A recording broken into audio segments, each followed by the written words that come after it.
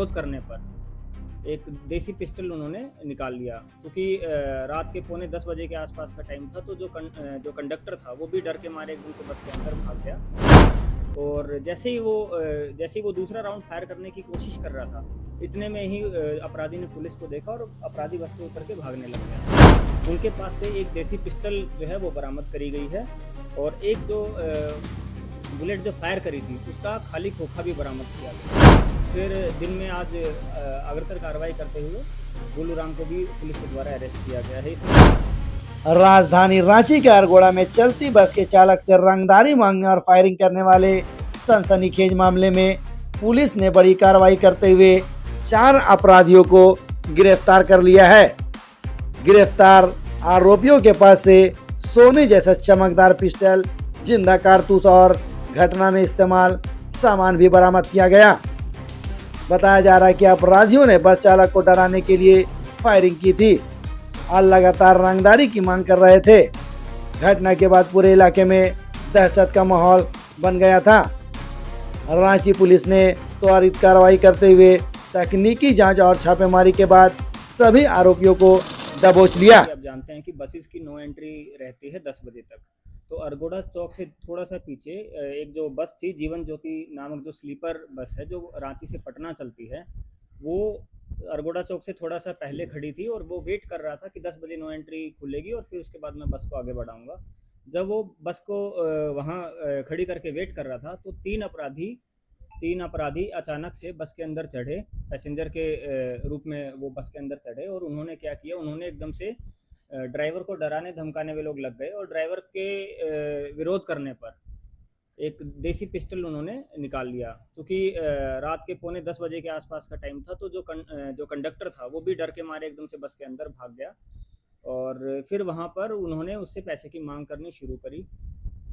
थोड़ा जैसे ही बस के ड्राइवर ने विरोध किया पैसा देने पर, तो उनमें से जो एक व्यक्ति हैं उन्होंने देसी पिस्टल निकाली और एक राउंड फायर किया।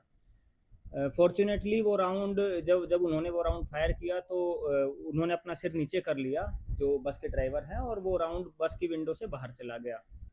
उसी क्रम में जैसे ही वो राउंड फायर हुआ और आसपास के लोग अलर्ट हुए, तो वहाँ प्रतिनियुक्त अरगोड़ा चौक पर प्रतिनियुक्त जो पीसीआर और साथ में जो ट्रैफिक पुलिस के जो पदाधिकारी थे वो तुरंत अलर्ट हुए। वो सब लोग इकट्ठे होकर भागे, बस की तरफ भागे कि ये क्या आवाज़ आई है।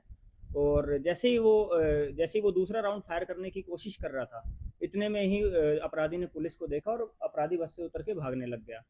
उसी भागने के क्रम में ड्राइवर ने भी तुरंत पुलिस को जानकारी दी कि ये जो व्यक्ति भाग रहा है ये है जिसने मेरे साथ लूट की घटना कारित करने की कोशिश करी थी।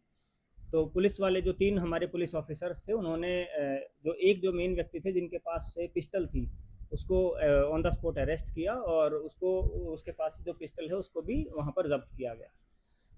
उसके पश्चात हमारी मल्टीपल टीम्स वहाँ पहुँची और आगे कार्रवाई करने के लिए मल्टीपल टीम्स का गठन किया गया, क्योंकि उन्होंने बताया था कि 2 और व्यक्ति हैं जो इस घटना को कारित करने में उसके साथ थे। तो जो इनिशियल जो अरेस्ट हुआ है वो कुंदन कुमार नाम के व्यक्ति को अरेस्ट किया गया। रात को लगभग पौने 10 बजे अरेस्ट किया गया कुंदन कुमार नाम के व्यक्ति को।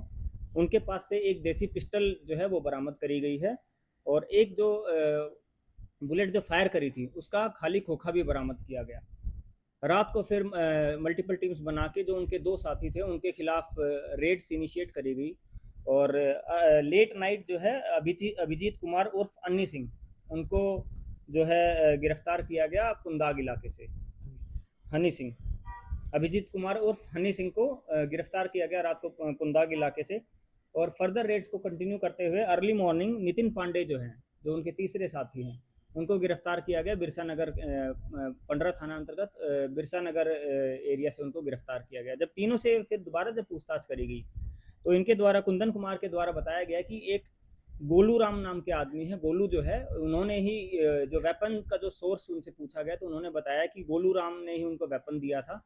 फिर दिन में आज अग्रतर कार्रवाई करते हुए गोलू राम को भी पुलिस के द्वारा अरेस्ट किया गया है। इसमें टोटल 4 गिरफ्तारी हैं, और मैं इसमें जो ट्रैफिक पुलिस के जो पदाधिकारी थे और जो पीसीआर 5 के जो पदाधिकारी जो अरगोड़ा चौक पर मुस्तैद थे, उनको भी उन्होंने काफ़ी सराहनीय कार्य किया है कि उन्होंने एक बड़ी घटना को कारित होने से रोका, और जो ये उन्होंने जो बहादुरी दिखाई उसके लिए हम उनको अप्रोप्रिएट रिवॉर्ड उनको पुलिस की तरफ से दिया जाएगा। धन्यवाद। क्या कुछ सुराग मिल पाया है? पुलिस ने रिवॉर्ड की भी घोषणा की। देखिए, जो कोकर इलाके से जो बच्ची लापता है उसका जितना भी हमारे पास जो एविडेंस आया है, सर्कमस्टेंशियल एविडेंस जो भी आया है, जितना भी हमने लगभग 2 टीबी से ज़्यादा का सीसीटीवी फुटेज भी हमने सेव किया है, कवर किया है, और मल्टीपल लोकेशंस, लगभग 15 से 20 लोकेशंस जो आसपास के एरिया की हैं, उस सारे फुटेज को सेव करके उसका एनालिसिस भी किया गया है और बार बार देखा गया। तो अभी तक ये सामने आया है उसमें कि बच्ची का मूवमेंट जो है घर से बाहर अभी तक किसी भी फुटेज में नहीं देखा गया है, और किसी भी संदिग्ध व्यक्ति का मूवमेंट जो है नहीं देखा गया है। कल उसके अलावा जो, जैसा कि आप देख सकते हैं, जो घर का जो घर की जो वास्तु स्थिति है उसके अनुसार जो मेन जो पुलिस को जो संदेह है कि नाले में जो घर के बिल्कुल बगल से जो नाला गुजरता है उसमें गिरने की जो आशंका है, उसी के आधार पर एनडीआरएफ की टीम्स जो लगातार सर्च कर रही हैं, और उस सर्च को आज भी कंटिन्यू किया गया। हालांकि शाम को आज मौसम काफ़ी ख़राब हो गया था, उस टाइम पर थोड़ी देर के लिए सर्च को रोका गया। अभी भी एनडीआरएफ की टीम्स के द्वारा जो है नाला और जो स्वर्ण रेखा नदी है उसको सर्च किया जा रहा है।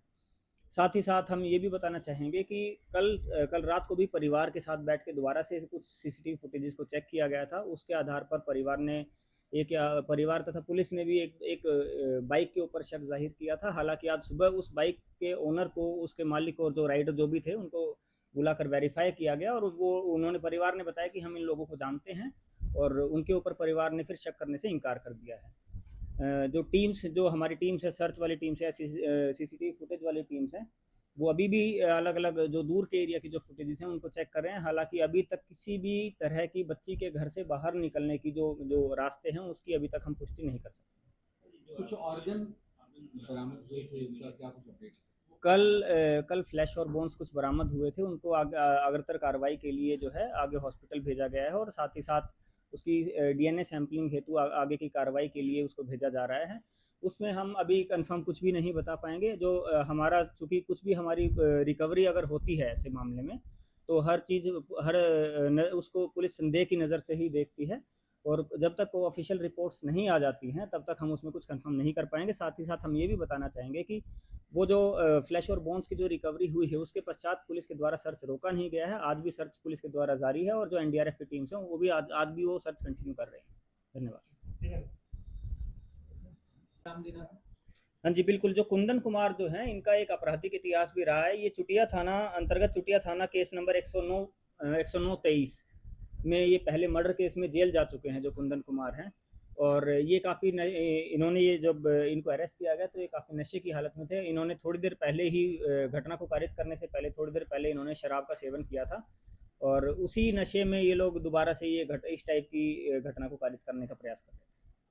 पहले से रेकी कर रहे थे चौक पे या फिर नहीं, ये लोग इन्होंने वहाँ ये शराब पी कर आए थे एक जगह से, और उसके बाद चौक पर इन्होंने कुछ खाना पीना, जो रोड साइड जो स्टॉल्स होते हैं वहाँ कुछ खाया था, और उसी क्रम में इनके दिमाग में ये बात आई।